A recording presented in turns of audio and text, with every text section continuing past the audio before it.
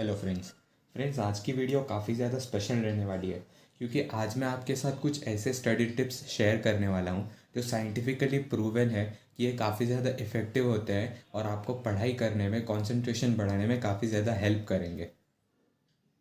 First point है friends road map. अब जब रोड मैप की मैं बात करने जाऊँ तो इसका मतलब डायरेक्टली रिलेटेड है प्लानिंग। अब प्लानिंग में होता यह है कि हमें एटलीस्ट एक जनरल एक बेसिक प्लानिंग तो बना ही लेनी है। डिटेल्ड बनाए तो और भी अच्छी बात है, पर बेसिक प्लानिंग अगर हम बना लेते हैं तो वो भी हमारे लिए काफ़ी ज़्यादा इफ़ेक्टिव होगी। कुछ लोग ये मानते हैं कि प्लानिंग नहीं करनी चाहिए, जिस वक्त जो पढ़ने का मूड हो वो ही हमें पढ़ लेना चाहिए, पर मैं इस चीज़ में नहीं मानता हूँ। अगर हम इस चीज़ को फॉलो करने लगे तो हम उसी चीज़ को पढ़ेंगे, उसी सब्जेक्ट को पढ़ेंगे या उसी चैप्टर को पढ़ते रह जाएंगे जो हमें काफ़ी ज़्यादा पसंद है। और काफ़ी बार होता ये है कि हमें कोई एग्ज़ाम अगर क्रैक करनी है तो टोटल में अग्रीगेट में हम उस एग्ज़ाम में पास हो जाते हैं, पर उस पर्टिकुलर सब्जेक्ट जिस पर हमने ध्यान नहीं दिया उस सब्जेक्ट में हम फेल हो जाते हैं। तो होता ये है कि इम्पॉर्टेंट बट जो काफ़ी ज़्यादा इंटरेस्टिंग सब्जेक्ट्स नहीं हैं उन्हें पढ़ना आपने कम टाइम दिया होता है, तो उनकी पढ़ाई आपकी प्रैक्टिस ठीक से नहीं हुई होती है। तो इस चीज़ का आपको ध्यान रखना है कि आपको डिसाइड कर लेना है कि आप कौन सा सब्जेक्ट कौन से डे को पढ़ो। अब जैसे कि अगर आप कॉमर्स बैकग्राउंड से हो और आपको इकोनॉमिक्स बिल्कुल भी नहीं पसंद, तो आप डिसाइड कर सकते हैं इकोनॉमिक्स के लिए आप सबसे पहले मंडे को पढ़ाई करेंगे इकोनॉमिक्स, और फिर उसके बाद उसके 3 दिन बाद Tuesday, Wednesday and Thursday, Thursday को आप फिर से इकोनॉमिक्स उठाएंगे। आप ऐसा डिसाइड कर सकते हैं, या फिर उसके बाद आप डिसाइड कर सकते हैं कि संडे के दिन आप वापस से इकोनॉमिक्स पिकअप करेंगे। तो इससे होगा ये कि एक ऐसा सब्जेक्ट जो आपको नहीं पसंद वो भी आप पढ़ लोगे। बाकी उस दिन पे बाकी सब्जेक्ट को छोड़कर आप इस दिन इस सब्जेक्ट को पढ़ोगे, जिससे आपके एक हार्ड सब्जेक्ट की भी पढ़ाई साइड बाय साइड होती रहेगी और सेफ्टी मेंटेन रहेगी। आज की इस वीडियो का सबसे ज़्यादा इम्पॉर्टेंट पॉइंट है गाइस पोमोडोरो। अब पोमोडोरो मेथड के बारे में आपने काफ़ी बार सुना होगा और आप प्रोबेबली सुनकर उसे अप्लाई कर भी चुके होंगे और चांसेस है कि आप फेल भी हो गए होंगे।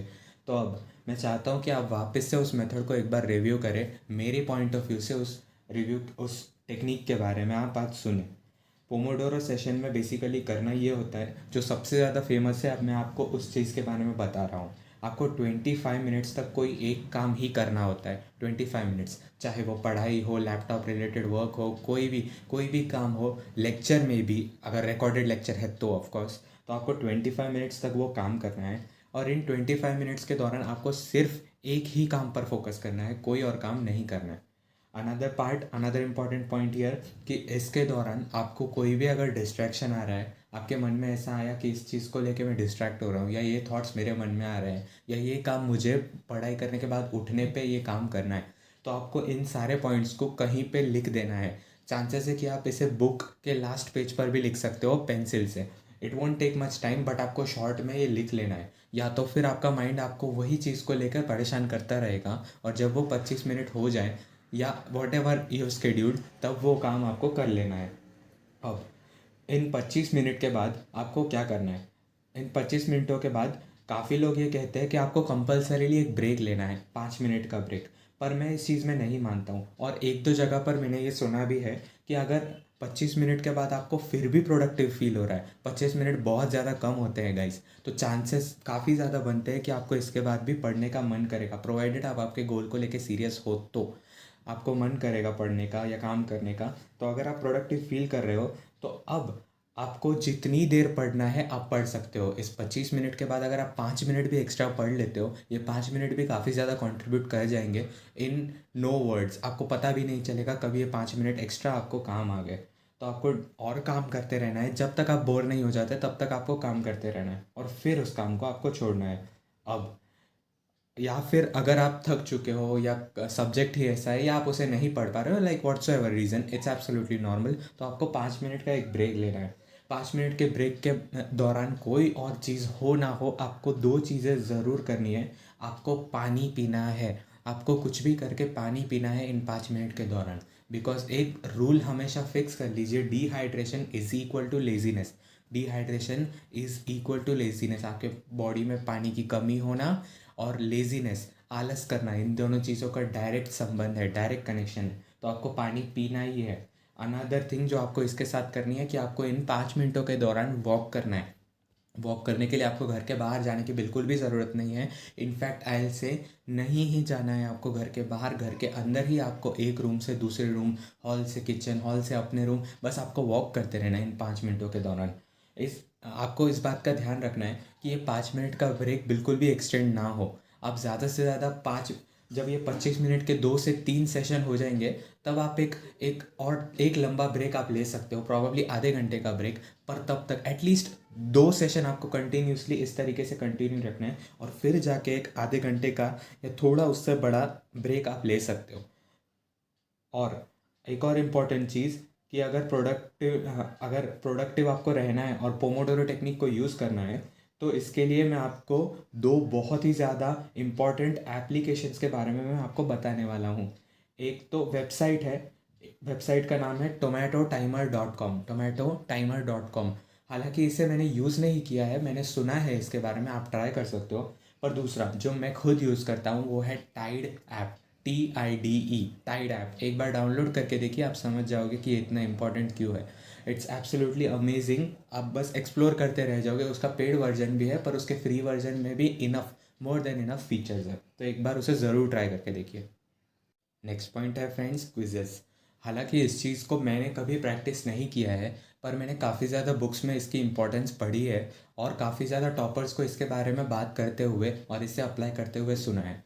क्विजेस में बेसिकली आपको करना ये होता है कि आपको आपका 3 या 4 या कम से कम आप 2 लोग भी हो तो दैट्स मोर देन इनफ। आपको 2 लोगों का आपको पार्टनर ढूंढना है आपका, और उसके साथ आपको कभी ना कभी किसी ना किसी टॉपिक रिलेटेड, किसी सब्जेक्ट या चैप्टर रिलेटेड आपको एक पर्टिकुलर पार्ट के लिए आपको क्वेश्चंस सेट करने हैं। ओरली सेट कर सकते हो आप क्वेश्चन, आप एक दूसरे को कह सकते हो कि आज मैं एक चैप्टर ख़त्म करूंगा, और आप दोनों जब उस चैप्टर को ख़त्म करोगे तो रात को आप एक आधा या पौने घंटे का आप सेशन ले सकते हो कि उसमें आप एक दूसरे को उससे रिलेटेड क्वेश्चंस पूछोगे।